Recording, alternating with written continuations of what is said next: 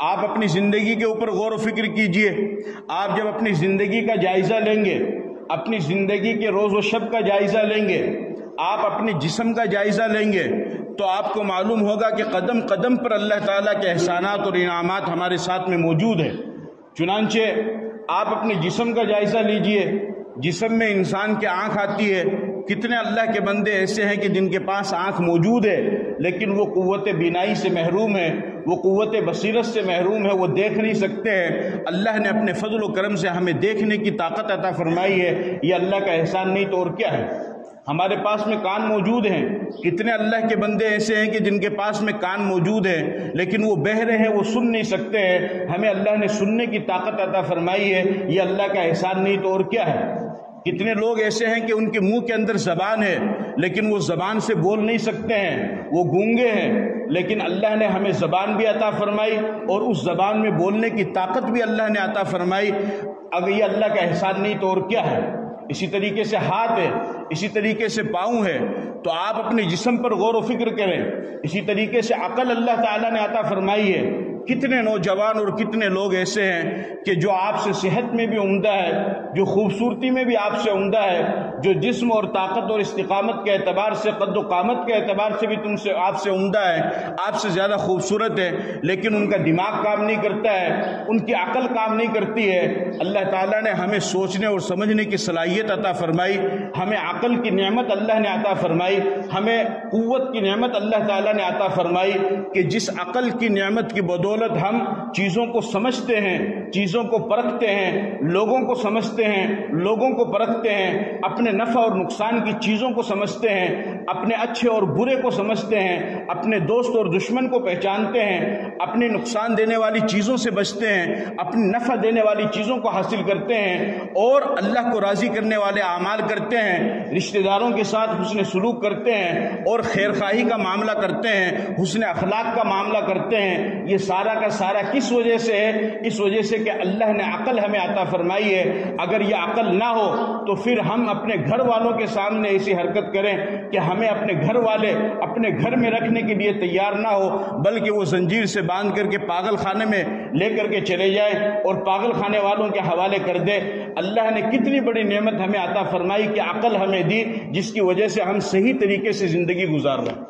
اگر اللہ ہم سے یہ عقل چھین لے یا اللہ تعالیٰ ہمیں یہ عقل نہ دیتا، ہمیں بیوقوف بنا دیتا، ہمیں پاگل بنا دیتا، تو ہم اللہ کا کچھ بھی نہیں کر سکتے تھے۔ لیکن اللہ نے اپنا فضل کیا، اپنا کرم کیا کہ ہمیں عقل عطا فرمائی کہ جس کی وجہ سے ہم ان تمام چیزوں کو سمجھتے ہیں اور ایک صحیح انسان کے طور پر ہم اپنی زندگی گزار رہے ہیں۔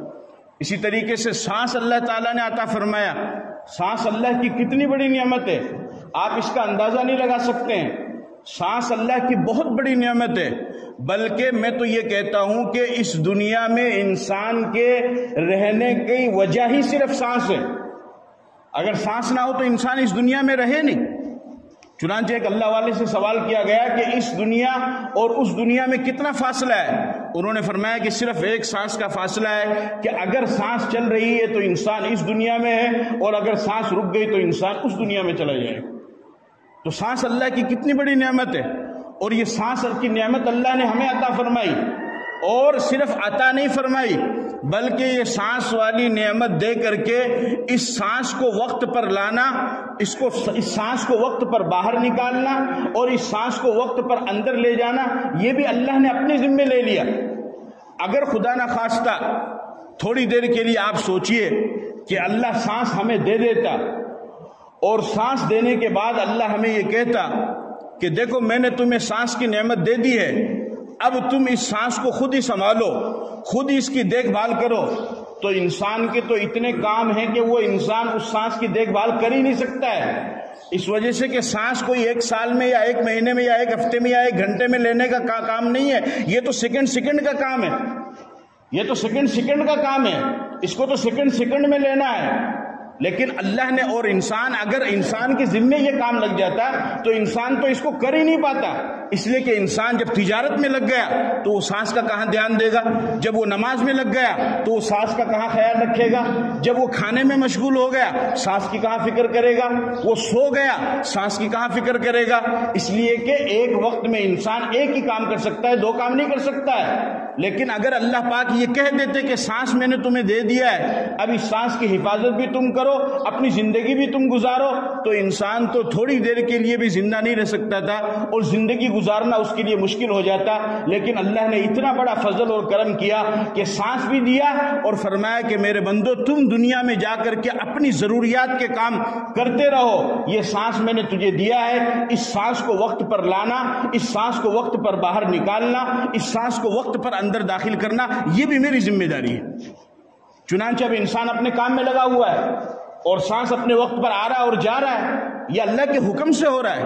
میں بیان کر رہا ہوں، مجھے سانس کی پرواہ نہیں ہے، آپ بیان سن رہے ہیں، آپ کو سانس کی پرواہ نہیں ہے، ابھی آپ نماز پڑھیں گے، آپ کو سانس کی پرواہ نہیں ہے، آپ یہاں سے نکل کر کے جائیں گے، اپنے کام میں لگیں گے، آپ کو سانس کی پرواہ نہیں ہے، اس لیے کہ اللہ نے نظام ایسا بنا دیا ہے کہ آپ کسی بھی کام کے اندر مشغول رہیں، سانس اپنے وقت پر آئے گا اور سانس اپنے وقت پر جائے گا۔ یہ اللہ کا کتنا بڑا احسان ہے، یہ کوئی معمولی چیز نہیں ہے۔ ورنہ ایک سانس اگر تھوڑی دیر کے لیے بھی رک جائے تو پھر انسان تو زندہ ہی نہیں رہ سکتا ہے، کیونکہ سانس ہی کے ذریعے سے تو انسان زندہ رہ رہا ہے۔ اور آپ اس بات کو بھی سمجھیے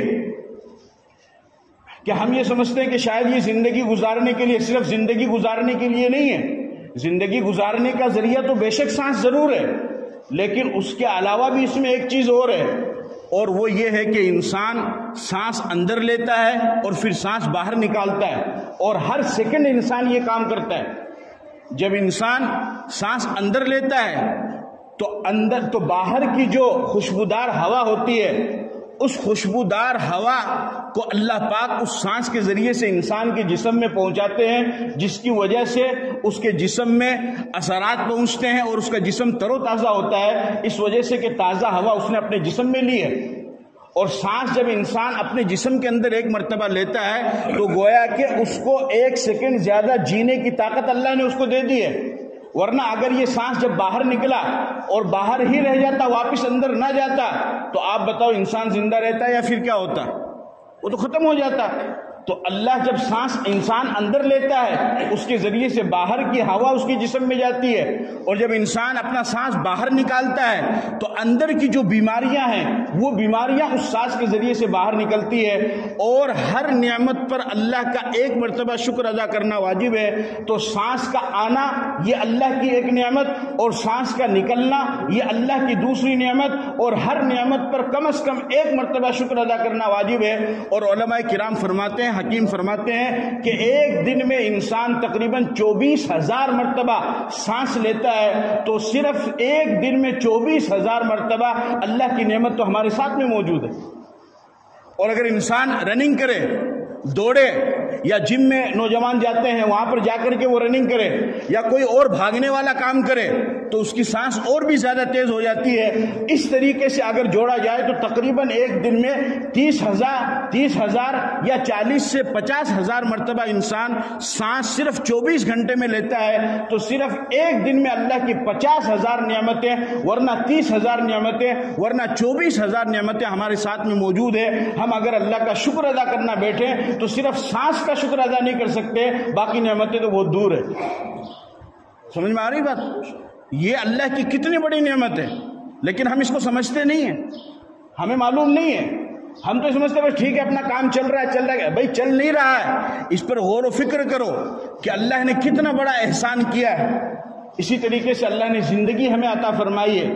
اگر زندگی کی قیمت کو آپ جاننا چاہتے ہو تو قبرستان کا چکر لگاؤ، قبرستان میں جا کر کے دیکھو کہ تم سے زیادہ پیسے والے، تم سے زیادہ عہدے والے، تم سے زیادہ دولت والے، اور تم سے زیادہ صحت والے اور طاقت والے، اور تم سے زیادہ پکڑ رکھنے والے، اور تم سے زیادہ مناصب کے عہدے پر فائز ہونے والے آج قبر کے اندر پڑے ہوئے ہیں۔ زندگی کی نعمت سے وہ محروم ہیں، لیکن اللہ نے آپ کو زندگی کی نعمت عطا فرمائی ہے۔ قبرستان جب جاؤ گے تو آپ کو معلوم ہوگا کہ زندگی کتنی بڑی نعمت ہے۔